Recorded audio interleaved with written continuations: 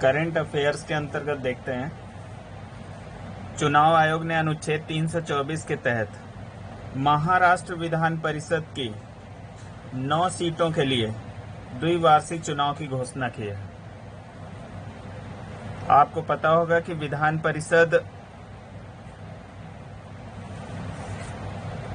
के सदस्यों का कार्यकाल 6 वर्ष का होता है और प्रत्येक 2 वर्ष में 1/3 सदस्य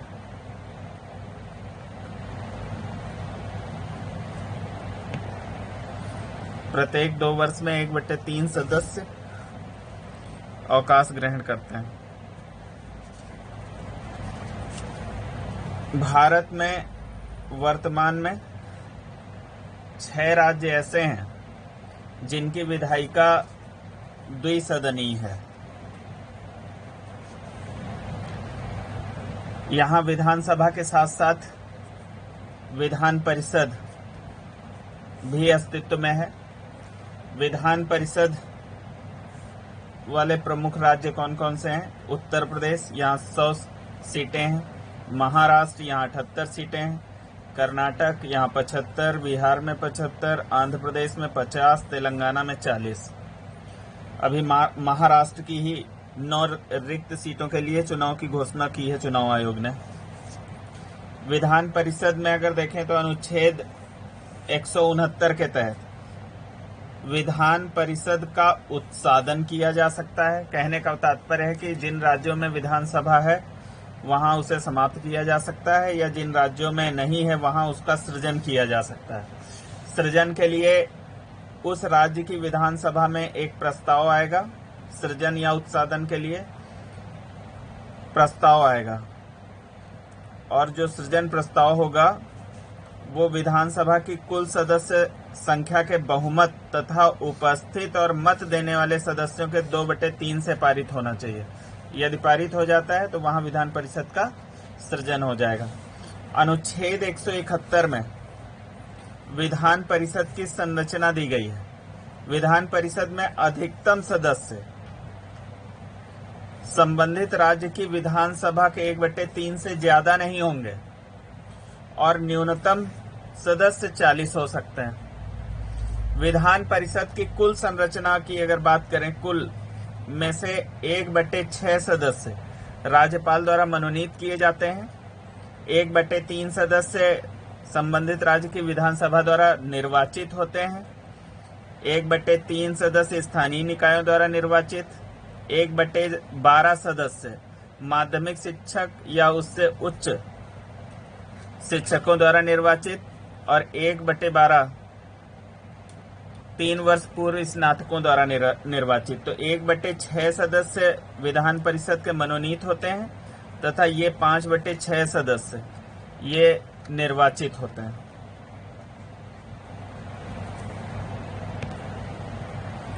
किसान सभा ऐप, इसका निर्माण CSIR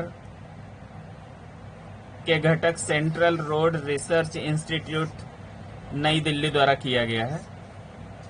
इसका उद्देश्य, किसान सभा ऐप का उद्देश्य क्या है? किसानों को सबसे किफायती एवं समय पर लॉजिस्टिक सहायता प्रदान करना तथा बिचौलियों के हस्तक्षेप को कम करके उनको सीधे संस्थागत खरीदारों के साथ जोड़कर उनके लाभ को बढ़ाना है।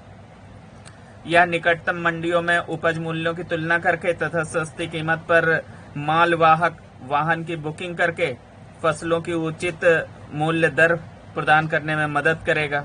इससे किसानों को अधिकतम लाभ मिल सकेगा। किसान सभा ऐप इसमें कारगर होगा।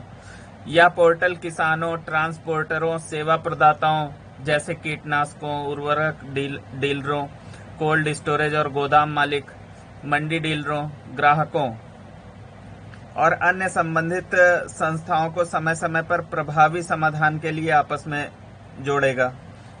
किसान सभा में किसानों, मंडी डीलरों, ट्रांसपोर्टरों, मंडी बोर्ड के सदस्यों, सेवा प्रदाताओं, उपभोक्ताओं के लिए कई मॉड्यूल उपलब्ध कराएगा। अगला टॉपिक देखते हैं। महाराष्ट्र गुजरात का स्थापना दिवस 1 मई। आपको पता होगा कि भारत में राज्यों का पुनर्गठन अधिनियम 1956 पारित हुआ, राज्य पुनर्गठन अधिनियम, जिसके तहत 14 राज्य अस्तित्व में आए और 6 संघ शासित। इन 14 राज्यों में एक राज्य बॉम्बे प्रांत था, जिसका बम्बई पुनर्गठन अधिनियम 1960 द्वारा इसका विभाजन हुआ। बम्बई प्रांत का स्थान मराठी भाषी लोगों के लिए महाराष्ट्र के रूप में किया गया और इससे गुजराती भाषी क्षेत्र को अलग करके एक गुजरात नया प्रांत बनाया गया। यह 15वां राज्य बना। One nation one ration card, इसका उद्देश्य है, यह प्रणाली लाभार्थियों को राशन कार्ड का उपयोग करके देश के किसी भी उचित मूल्य की किसी भी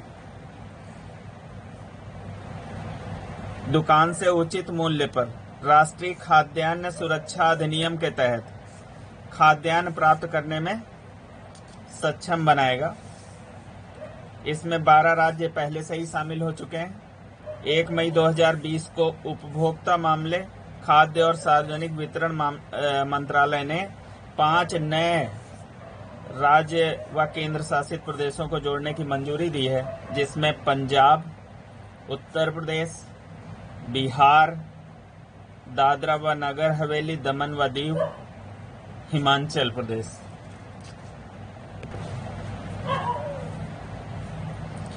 भारत मार्केट क्या है?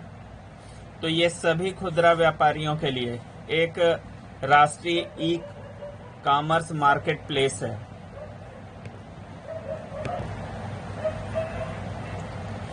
चकमा और होजोंग हिंदू समुदाय हैं।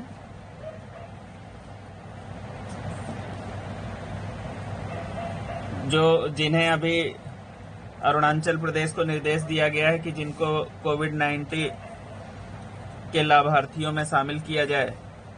यह शरणार्थियों के रूप में 1964 में भारत आए थे, जो भारत के शरणार्थी शिविरों में रह रहे हैं। यह वर्तमान 1964 में पूर्वी पाकिस्तान, जो वर्तमान में बांग्लादेश के रूप में है, वहां से विस्थापित होकर यहाँ आए थे। कारण था इनके विस्थापन का कर्णफूली नदी पर के पार एक कपेटाई बांध का निर्माण किया गया था, जिससे इनका वहां से विस्थापन हुआ और उत्पीड़न भी हुआ वहां पर। तो ये भारत में शरणार्थी के रूप में आए। कर्णफूली नदी का उद्गम मिजोरम में और यह बांग्लादेश से बहती हुई बंगाल की खाड़ी में मिलती है। अभी आपने देखा कि चकमा और होजोंग जो भारत के शरणार्थी शिविरों में रह रहे हैं। चकमा जो है बौद्ध धर्मानुयायी और होजोंग हिंदू थे, जिनका अभी आपने देखा पूर्वी पाकिस्तान से 1964 में भारत में पूर्वी पाकिस्तान से भारत में विस्थापन हुआ। अब देखते हैं सेंट्रल विस्टा पुनर्विकास परियोजना क्या है और ये 2022 तक पूरी की जानी है। इसका लक्ष्य क्या है? तो त्रिकोणीय संसद भवन बनाना है। इसके तहत राष्ट्रपति भवन से इंडिया गेट तक 3 किलोमीटर लंबे राजपथ की मरम्मत की जाएगी, मेट्रो से जोड़ा जाएगा आदि कई सुविधाओं को उपलब्ध कराने के संबंध में यह सेंट्रल विस्टा पुनर्विकास परियोजना चलाई गई है। ये सेंट्रल विस्टा क्या है? सेंट्रल विस्टा में संसद भवन, राष्ट्रपति भवन, इंडिया गेट, सचिवालय में उत्तर व दक्षिण ब्लॉक नेशनल आर्काइव्स शामिल है, सेंट्रल विस्टा में आते हैं। जैसे संसद भवन का वास्तुकार कौन है? लुटियंस और बेकर। राष्ट्रपति भवन के एडविन लुटियंस। सचिवालय के उत्तर व दक्षिण ब्लॉक के हर्बर्ट बेकर। ये कुछ इससे जुड़ी हुई जानकारियां थी। अब बात कर लेते हैं जीआई टैग पर। जीआई टैग या भौगोलिक संकेतक या जियोग्राफिकल इंडिकेशन का इस्तेमाल ऐसे उत्पादों के लिए किया जाता है जिनका एक विशिष्ट भौगोलिक मूल क्षेत्र होता है। जीआई टैग किसी उत्पाद की गुणवत्ता और उसकी अलग पहचान का सबूत है। अभी कश्मीरी केसर को जीआई टैग, गोरखपुर के टेराकोटा और कोविलपट्टी कदलाई मिट्टी को, और मणिपुर के काले चावल चाक हाओ को जीआई टैग दिया गया। जीआई टैग जो कश्मीरी केसर को मिला है, कश्मीरी केसर का रंग गहरा लाल होता है क्रोसिन के कारण, और इसमें जो कड़वाहट होती है वो पिक्रोक्रोसिन के कारण होती है। यह पुलवामा, किश्तवाड़, बड़गाम और श्रीनगर क्षेत्रों में उगाया जाता है।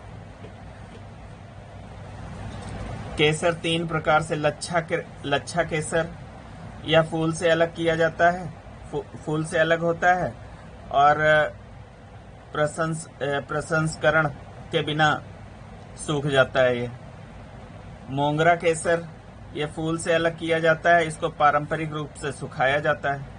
गुच्छी केसर, ये सूखे और एयर टाइट कंटेनरों में पैक किया जाता है।